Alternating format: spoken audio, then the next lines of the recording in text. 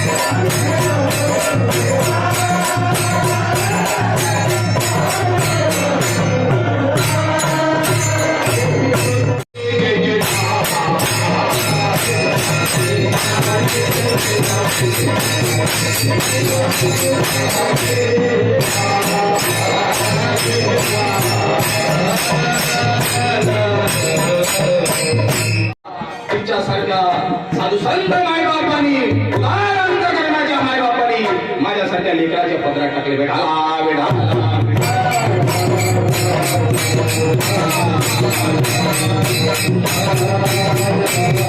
तो आपला सर्वात ज्ञात आहे, ठाऊक आहे, पण या व्यासपीठावर उभं राहिल्यानंतर सांगणं माझं आद्य कर्तव्य आहे. श्री गुरुदेव दत्त जयंती तथा अखंड हरिनाम सप्ताह वर्ष 21. म्हणजे फक्त 3 वर्ष राहिली दुसऱ्या पर्वाकडे वाटचाल करण्याची. दादा 12 वर्ष म्हणजे 1 तप आणि 24 वर्ष म्हणजे 2 तप. आपली दुसऱ्या तपाकडे वाटचाल चालू आहे. फक्त 3च वर्षाचा अवधी आहे. ते 3 वर्ष कुठं निघून जातील पत्ता लागणार नाही. दादा स्थळ जलेश्वर दत्त मंदिर, हरकी श्रृंगारी पोस्ट, भुवन तालुका, पेठ जिल्हा नाशिक.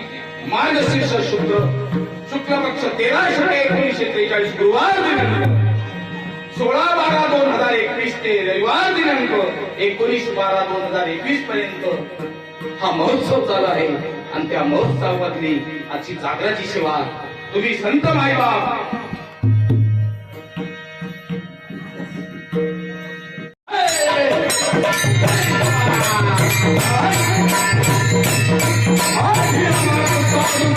Oh,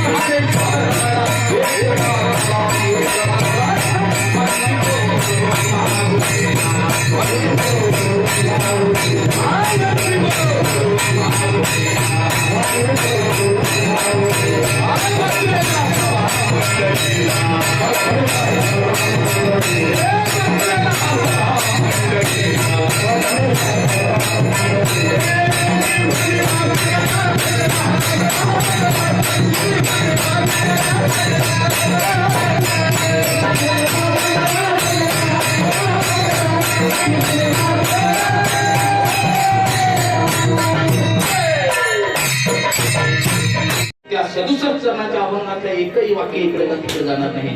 फक्त दत्त अखेरच 2 मिनिटात सांगेन विडाला विडा.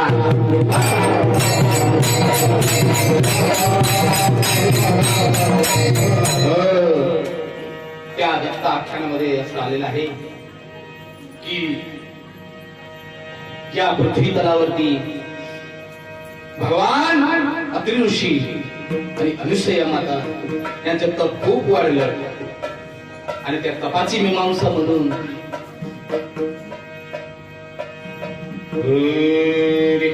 एकदा माणसाची कीर्ती वाढली वेगळ बाबा की त्या कीर्तीला नाव ठेवता येत नाही दादा. ती कीर्ती ऑटोमॅटिक याच्या कानावरून त्याच्या कानावर, त्याच्या कानावरून त्याच्या कानावर, त्याच्या कानावरून त्याच्या कानावर जात असते. विठाला विठाला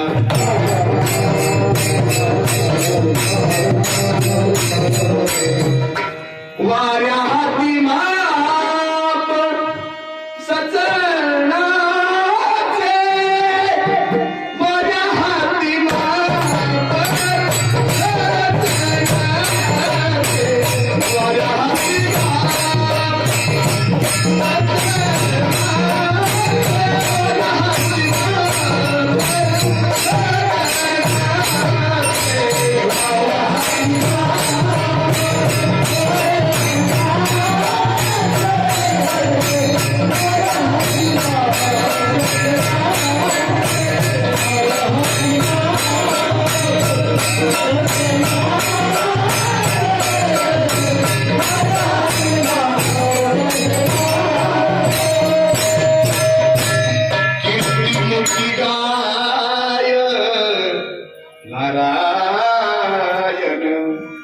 कीर्तिमुखी गाय नारायण, वाऱ्या हाती माप सज्जनाचे,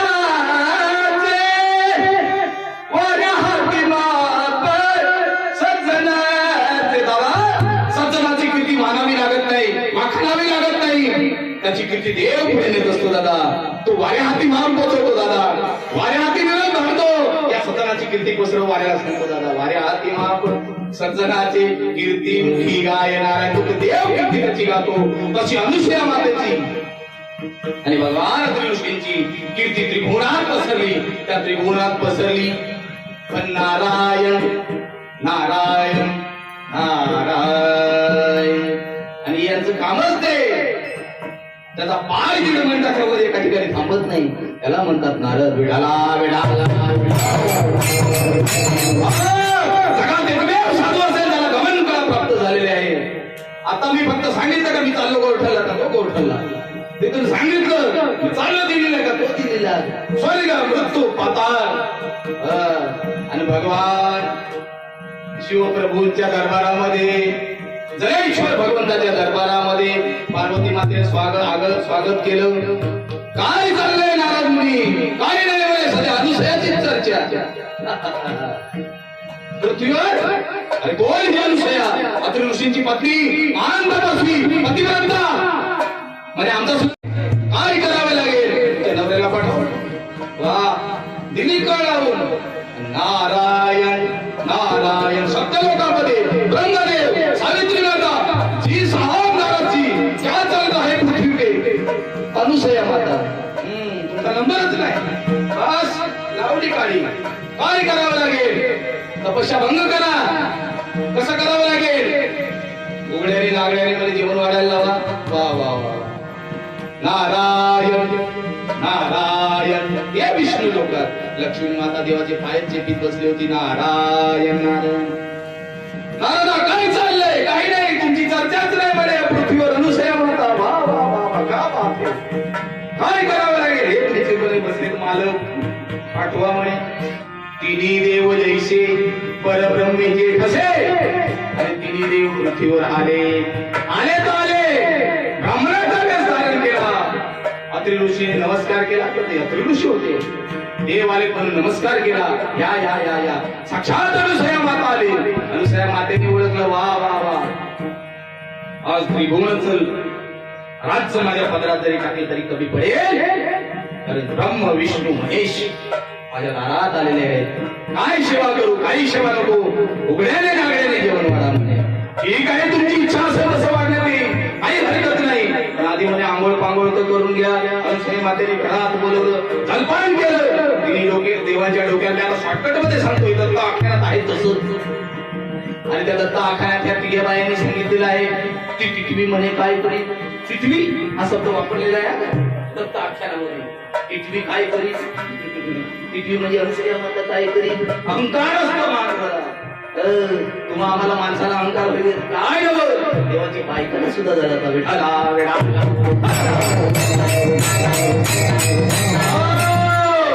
डोक्यावर हात ठेवला तिन्ही बालक झाली पण वेगवेगळी दत्त माऊलींचा एकदाच अवतार नाही झालेला एक बालक झाले तिन्ही बालक वा वा आणि मग आता तुम्हाला मी पाहणं सांगू का नको वा जो जो जो जो जो जो जो जो चतुरानना जो जो जो जो चतुरानना सृष्टी निर्मुळी श्रमलासी सृष्टी निर्मुळी श्रमलासी ऐका दत्ता त्रयाख्यान ऐका दत्तात्रय आख्यान तो ब्रह्मदेव पांड्या होता बालक म्हणून कारण तिन्ही देव एका ढोलीत कसे झोपवायचे ब्रह्मदेव होता पहिला सृष्टीचं पालन करून थकलास म्हणजे सृष्टी निर्मिती करून थकलास म्हणून तुला पाळण्यात घालते आता दुसरा कोणता ब्रह्म एक आता विष्णू जो जो जो जो रे लक्ष्मी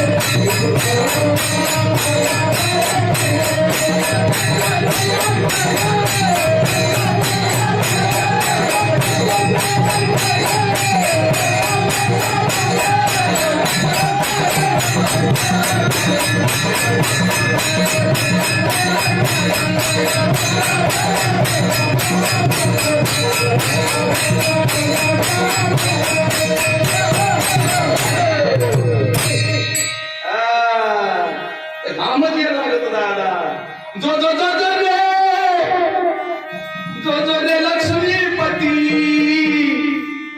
जो रे बाळ हात घातला बाळ दुसरा बाळ जो रे लक्ष्मीपती जो रे लक्ष्मीपती तुझी तवा अगाध कीर्ती तुझी तवा अगाध कीर्ती ऐका दत्तात्रय आख्यान ऐका दत्तात्रय आख्यान आता चालीच म्हणत नाही पण तिसरं सांगतो आता दुसरा घातला झोपला आणि तिसरा आता महादेव जो जो जो जो रे शंकर आणि पार्वतीच्या वरात जो जो जो जो रे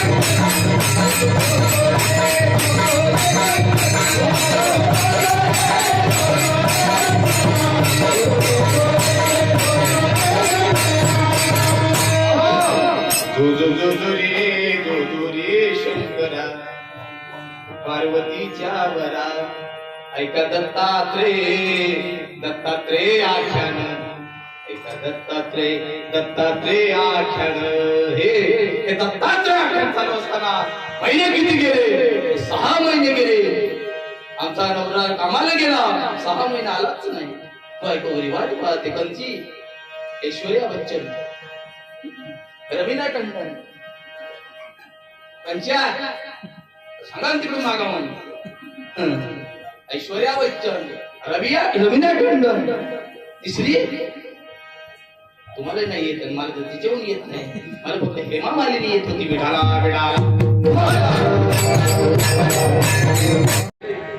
पण ऐका दादा ज्या अनुसया मातेला लहान बालकी केली होती ती अनुसया माता रडायला लागली सांगितलं तिने देवांनो आज माझं भाग्य म्हणून देव माझ्याकडे 6 महिने बाळाच्या रूपाने राहिले मी माझं स्तनपान करवलं त्यांना पण माझ्यावर एक उपकार करा हा भगवान पुढे त्रिभुवनात त्याची कीर्ती राहावी आणि आमची सुद्धा कीर्ती राहावी म्हणून याचा तिन्ही देवांचं एक रूप बनवून माझ्या घरी असू द्या तोच जन्म म्हणजे दत्तात्रय जन्म बोला दत्तात्रय महाराज अवधूत चिंतन ऐका दत्तात्रय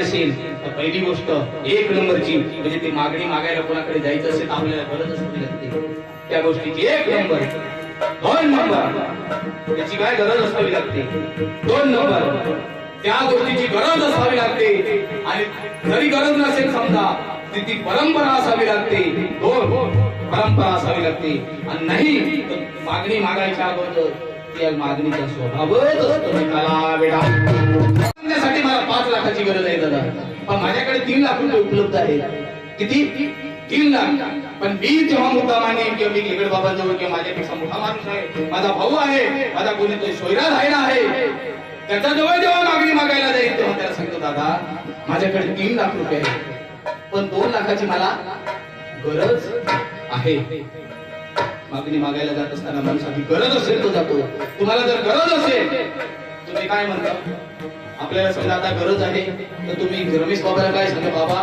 तुझे सांभाळाची आम्हाला गरज आहे आता मी मगाशीच म्हणालो मी माझा हात पकवाजा घेऊन आलो नाही मला आज कशाची गरज आहे पकवाजाची गरज आहे मग पकवाजाची माझी भेट नाही मला आज सांभाळाची गरज आहे म्हणून तो सांभाळायला मी बाबाला सांगितलं बाबा तिकडे दादा आपण कुठे गेला असू दे कारण त्या दादाला सांगायचं ना नामदेव दादा वा नामदेव दादाला सांगितलं मला सांभाळण्याची गरज आहे तशी मला गरज आहे 500 रुपये माझ्याकडे आहे पण अजून 500ची गरज आहे तर मी तुमच्याकडे तो गरज असेल तर माणूस जात असतो दुसऱ्याकडे गरज हा विषय समजा मग तू करायला गरज मागणी मागायची अयो आपण त्या मुद्द्यावरती मी सांगतो तुम्हाला सगळं दुसरा ती परंपरा असते त्या घराण्याची म्हणा त्याची परंपरा असते तुकोबारायांची परंपरा होती का हो तुकोबारायांचंच प्रमाण आहे काही मागणी आम्हानुचित वडिलांची रीत जाणत असो तुकोबारायांचंच प्रमाण आहे काही मागणी आम्हानुचित आणि वडिलांची रीत जाणत असो आमच्या वडिलांना पिढ्यानपिढ्या आमच्या कोणी मागितलं नाही आणि मी मागी नाही दादा ती आमची परंपरा नाही पण समजा मला असं तुम्हाला एक परंपरेबद्दल सांगायचं समजा तुम्ही देवीचे उपासक असाल तुम्ही देवाचे उपासक असाल तर इथली पर्यटन घेऊन दुसऱ्या देवस्थानाला जायचं तर ती काय असते पुढे धर्म असतो किंवा पुढे परंपरा असते ती परंपरा पार पाडायची असते म्हणून तरी माणसाला मागणी मागावी लागते ती परंपरा चालण्यासाठी तुम्ही काय म्हणता आता आपण लोकांकडे भीक मागायला जातोच ना दादा आपले लोक काय म्हणतात माळकऱ्यांना भिकारीच म्हणतात ना काय म्हणतात आले मागायला अशीच म्हणतात ना हे माळकरी आता मागायला आले पण आमची गरज आहे पहिला मुद्दा संपला आमची परंपरा आहे, ती परंपरा टिकली पाहिजे. 21 वर्षाचा सप्ताह चालू आहे, तो सप्ताह चालावा. भले 5 जण या का 50 जण या का 5000 माणसाला तरी चालते. आमची परंपरा चालली पाहिजे. पण त्या परंपरेसाठी आम्हाला मागायचं बेटाला बेटा.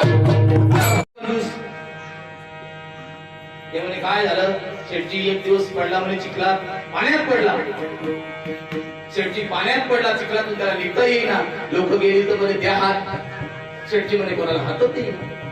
अरे अख्खा गाव गेला म्हणे. शेठजीला काय सांगायला, शेठजी बाहेर काढतो, तुम्हाला हात द्या. आखे घरचे झाले, दारचे झाले, अख्खा पंचक्रोशीतले झाले, फटकी शिकायची आहे, पण हात शेठजी काय देईना. पण त्याची मेघ एकाला माहित होती म्हणे, अहो शेठजी पडले चिखलात, शेठजी बाहेर येत नाही, हात मागतो तर देत नाही. अरे म्हणे ते येड चिंगूस आहे, ते हात मागितलं तर देणारच नाही. हा माणूस गेला, सांगितलं बाबा शेठजी हा हात घ्या आणि या बाहेर, हात घ्या. सांगितलं तसं लगेच शेठजी बाहेर आला, तिला हात देऊन. हात द्यायचा हात घ्यायचा एकच होता ना.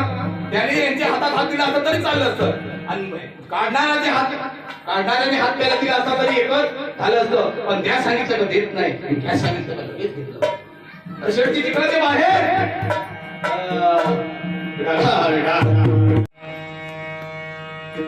चंद्रभागेवर आंघोळ करायला जाताना कर्नाई बाबाच्या मठाच्या तिकडून गेलो.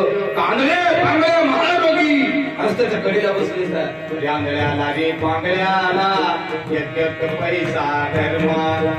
आंधळे पांगळ्या महारोगी भीक मागत असतात. त्यावेळेस काही शेठ सावकार मोठे लोक गेले की सांगतात, अहो तिकडे काय बसले, देव तिकडे लोक पंढरपुराच्या मंदिराच्या दिशेने, देव तिकडे आहे, तुम्ही इकडे काय भीक मागत बसलाय. त्यावेळेस त्या भिकारीने दिलेलं एक उत्तर आहे, ते उत्तर सांगून जातो. आज ते भिकारी सांगतात त्या शेठ सावकारांना, मोठ्या लोकांना, अरे आमच्यासाठी कैकाडी बाबा हात जेव्हा आहे. अरे आंधळे पांगळे महारोगी यांना कोणी विचारत नाही. आंधळे पांगळे महारोगी यांना कोणी विचारत नाही, पण हा कैकाडी बाबा आमच्यासाठी देव आहे. आषाढी कार्तिकीला अरे साबणाच्या पाण्याने आंघोळ घालतो हा कैकाडी बाबा, आणि आम्हाला लापशीचं जेवायला देतो. ती भजन काय म्हणतात, अंगा विठ्ठला अंगा विठ्ठला, अरे कैकाडी बाबा आम्हा गुरु भेटला. अंगा विठ्ठला अंगा विठ्ठला, कैकाडी बाबा आम्हा गुरु भेटला. अरे हा कैकाडी बाबा नसता तर आज आम्ही भिकारी सुद्धा म्हणायच्या लायकीचे नसतो. भिकारीचा सिक्क निघाला म्हणून तुमच्याजवळ फक्त विषय म्हटला. दादा तो भिकारी जेव्हा तुमच्या घरात येतो तेव्हा तो तुमच्या दाराशी येतो. अलग निरंजन माय भिक्षान नाही, काही शिळा पाक असेल तर माझ्या थोडी तू आहे. मला असं तुम्हाला प्रश्न विचारायचा आहे, त्या भिकाऱ्याला अधिकार आहे का? आई काय वडेपाव केले असतील तर मला वाढ, अधिकार नाही त्याला सांगायचं. दादा त्या भिकाऱ्याला शिळं पाक असेल तेच खाण्याचा अधिकार आहे, तुम्ही द्याल तो अधिकार आहे. म्हणून तू बरं आहे म्हणता, हेच जी दान देगा, हेच दे मला. नाही तर आम्ही कोणाकडे मागाय गेलो तर लोक आम्हाला शेळ पाकं देतील.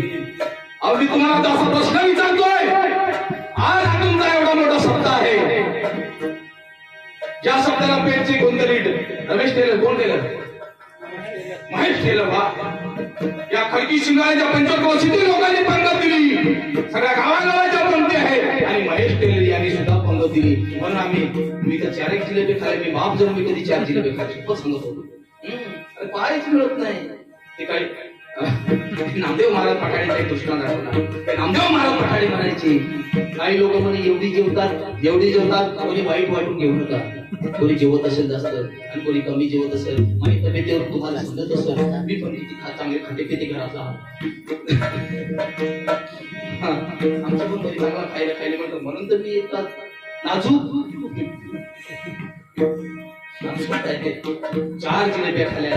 ते कैकाडी महाराज सांगायचे, कैकाडी महाराज नामदेव पाठाड्यांचा तरी दृष्टांत आहे, मी माझ्या घरच्या नाही सांगत. ते म्हणे एक माणूस जेवला तर पण इथोपर्यंत आला, इथं गोळ्यात जिलेबी वाला आला, जिलेबी तो मला जिलेबी वाढ. अरे म्हणे इथं तर आला पटकन बाहेर. अरे म्हणे जिलेबी काही नाही, तिच्यात पाणी ओतून तरी म्हणे त्याच्यातून नळी फुकट राहते ना, ती नळी त्याच्यातून बरोबर जाईल म्हणे, ती डाळ फिरी ती ओतून जाईल. अरे बाबा अशी माणसं काही खात असतात. मी 4 जिलेब्या खाल्ल्या त्याच्यावरून सांगतो, आपल्याला अधिकार नाही. तो माणूस पुण्यवान असला पाहिजे. आमचे गुरुजी नेहमी सांगायचे, तुकोबारायांचं दृष्टांत आहे, म्हणजे तुकोबारायांचं अभंगातले प्रमाण आहे ते सांगून जातो. ज्याचा बाप पुण्यवान, ज्याचा बाप पुण्यवान, आता तो मुलगा कधी दाद, आता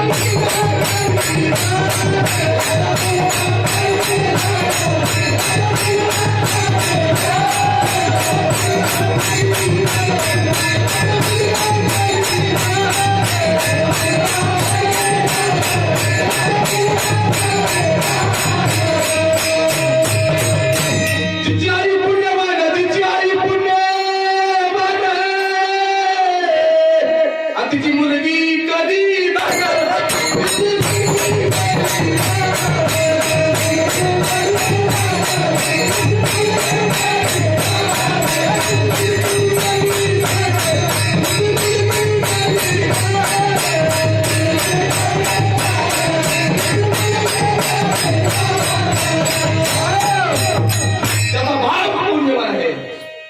दान केल्याशिवाय राहणार नाही.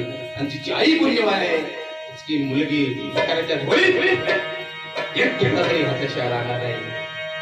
एक भाकर असेल तर अर्धी आपल्या लेकराला ठेवील, पाऊल भाकरी आपल्या लेकराला ठेवील, पण चतकोर भाकरी भिकाऱ्याच्या होळीत घातल्याशिवाय राहणार नाही. दादा तसा अंगा विठ्ठला आणि पांगा विठ्ठला आणि काही काळी बाबा आम्हा गुरु विठ्ठला रे, काही काळी बाबा आमच्यासाठी देव आहे, जो दिवाळीला होळीला साबणाच्या पाण्याने आंघोळ घालतो आणि या भिकाऱ्याला लापशीचं जेवण देतो. तसा तुमच्या घरात भिकारी आला तर तुम्हाला देण्याचा अधिकार आहे, त्याला मागायचा अधिकार नाही. तो फक्त भीक मागू शकतो. पण दानामध्ये मला एवढंच सांगायचं आहे, दानामध्ये जेव्हा वेळ येते, आज जेव्हा त्या टेलर साहेबांनी आपल्याला पंगत दिली किंवा त्या खडकी शिंगाळीच्या परिसरात त्या पंचक्रोशीच्या लोकांनी तुम्हाला पंगत दिली, तेव्हा तुम्ही गेले शेठ, हे तुम्हाला द्यावंच लागेल. काय 5 कोटी तांदूळ द्यावेच लागतील. आम्हाला गरज आहे त्याची शेठ, मांडवाची गरज आहे, तुम्हाला द्यावाच लागेल. दानामध्ये आपला हक्क आहे, आपण मागू शकतो. म्हणून हेची दान देगा, हेची दान देगा, तुकोबाराय म्हणतात हेच दे. दानामध्ये मागण्याचा अधिकार आहे, म्हणून तुकोबारायाने आपल्याला मागून दिलंय. हेची दान देगा देवा तुझा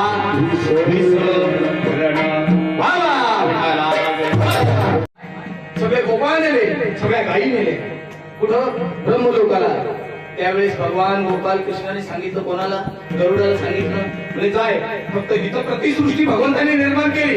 इथे जसे गोपाळ तसे तिथं होते, तसे तिथं निर्माण केले भगवंताने. म्हणजे जाय पाहून ये. हा गरुड गेला, गरुडाने पाहिलं, पण ते ब्रह्मदेवाने जरा आम्हीच दाखवलं. अरे एक काम कर ना म्हणे, तू माझ्या पक्षात ये. माणूस कोणाचा? विष्णूचा. कोणाचा? कृष्णाचा. पाहायला काय घालवला? फक्त तिकडची लोक सुखी आहेत का नाही एवढं फक्त पाहून ये ब्रह्मलोकामध्ये, एवढंच पाहून यायला सांगितलं. पण हा झाला फितूर. थोडीशी लाच घेतली, पैसे घेतलं, लाच खाली आला. म्हणजे काय रे, कसं काय चाललंय? म्हणजे काहीच नाही, तिकडे सगळं चांगलं आहे. कसं चांगलं आहे? आता तो भगवान कर्तुम अन्न अकर्तुम अन्न हा कर्तुम शक्ती ज्याच्या मध्ये आहे, त्या भगवंताने लगेच ओळखलं. मग त्याने भगवंताने काय केलं? गरुडाचं नाक दाबलं. गरुडाचं नाक पहा, टोपटीची कशी आहे, तुम्ही उद्या जाऊन दाबून पहा.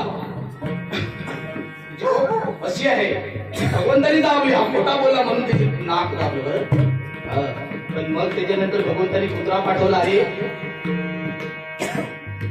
तू जाय सत्यलोकात. हा इतका प्रामाणिक कुत्रा हा गेला. ब्रह्मदेवाने लाच दिली, पण हा म्हणे मी काही बेईमान मालकाशी होणार नाही. भगवंताकडे आला आणि जशाच तसं सांगितलं. जशी सृष्टी तिथं आहे तशी तिथं आहे. तिथे जसे गोपाळ आहेत तसे तिथे आहे. तिथं जसं गायी आहेत तशा तिथे आहेत. हा कुत्रा खरा बोलला म्हणून कुत्र्याला वरदान दिलं, जा तो प्रामाणिक कुत्रा म्हणून त्या कुत्र्याला राहशील. आज सुद्धा मी तुम्हाला असा प्रश्न विचारतो, कोणाच्याही दारात असला कुत्रा राहून दे. अरे भाकर 10 दिवस घालू नका, तो खाणार नाही, पण तो मालकाचं दान सोडणार नाही. याला म्हणतात प्रामाणिकपणा, याला म्हणतात प्रामाणिकपणा. हाच रूप भगवंताकडून घेऊन आलेले म्हणून कुत्रा इतका प्रामाणिक आहे. दादा याच कुत्राने छत्रपती शिवाजी राजांच्या चितेवरती जीव दिला होता. दादा किती प्रामाणिक कुत्रा असेल. तो विषयाला म्हणून मी सांगितलं, विसरले का मदनला. रामायणाला गेलो होतो आणि रामायणातून कुत्र्याकडे आलो. जाऊन द्या, तो विषय नाही आपला. ऐका, जेव्हा सीता माता पंचवटीमध्ये होती, कुठं पंचवटीमध्ये, पंचवटीमध्ये असताना मला असा विचार, माझा प्रश्न आहे की त्या सीता मातेच्या समोरून सोन्याचं हरिण गेलं का सोन्यासारखं हरिण गेलं? सोन्या, वा वा, काय सोन्यासारखी गोट केली, वा एक नंबर गोट, वा वा, सोन्यासारखं हरिण गेलं. सोन्यासारखं हरिण फक्त दिसायला सोन्यासारखं होतं, पण बुद्धी माणसाची पालटली. मी तुम्हाला आता माझ्या मातावर्ग इथं बऱ्याच आहेत, त्यांना असा प्रश्न विचार, तुम्ही कच्चे दुकानासमोर गेल्या, ती वस्तू दिसायला कशी असली तरी पण जरा ही साडी जर आणली असती तर बरा झाला असता. आणि जर समजा त्यांनी साडी आणली त्याच्या पसंतीची, तिची घालीची नीट नाही, तिचा पदरच नीट नाही, हिचेवरचा मोरच नीट नाही, तिचा मोर नीट राहिला तर त्याचं डोळं नीट नाही. यांच्याकडे साधी चिकित्सा कधीच नाही. पण तिने जरी समजा हटकी साडी घेतली, हटका लुगडा घेतला, पण मी पसंत करून घेतलाय, तर कसं आहे नसून दे, तिचा मोर नीट नसून दे, तिचा डोळा नीट नसून दे, तिचा हातगर फटका असून दे, ते 9 वार नसून दे, 7 वार असून दे, पण मी घेतलाय चांगला. पण नवऱ्याने 9 वार लावून दे, तिचा मोरही नीट असून दे, तिचा पितांबर नीट असून दे. पण नाही दादा, सीता माता काय म्हणाली, अहो रामराया, ते सोन्याचं हरिण पाहिजे, त्याच्या कातड्याची मला चोळी बनवायची, कंचुकीची चोळी मला बनवायची. मी तुम्हाला प्रश्न असा विचारतो, एकच शब्द बोलली लक्ष्मणाला, तुमची माझ्या वाईट नजर आहे, म्हणून रामाने तिकडे जीव जात असताना सुद्धा तुम्ही जात नाही. लक्ष्मण रेषा मारली भगवंता, दरवाजेची इथे लक्ष्मण रेषा मारली. साहेब, एवढाच एक शब्द ऐका माझा, की रेषा ओलांडून जाऊ नका. पण ऐकलं नाही दादा. फक्त तुम्हाला प्रश्न एवढाच मला विचारायचा, सीता मातेने फक्त ते हरिण पाहिलं आणि ते सोन्यासारखं दिसणारं हरिण होतं, एवढाच वेळ देवाचा विसर पडला तर रावणासारखा क्रूर प्राणी, रावणासारखा क्रूर राक्षस सीता मातेला उचलून घेऊन गेला. तर आपण तो नुसता फक्त देवाचं नाव नाहीच, तर आपल्याला कोण उचलून देईल, आपला आपण सकाळी जाऊन विचार करा. विठाला विठा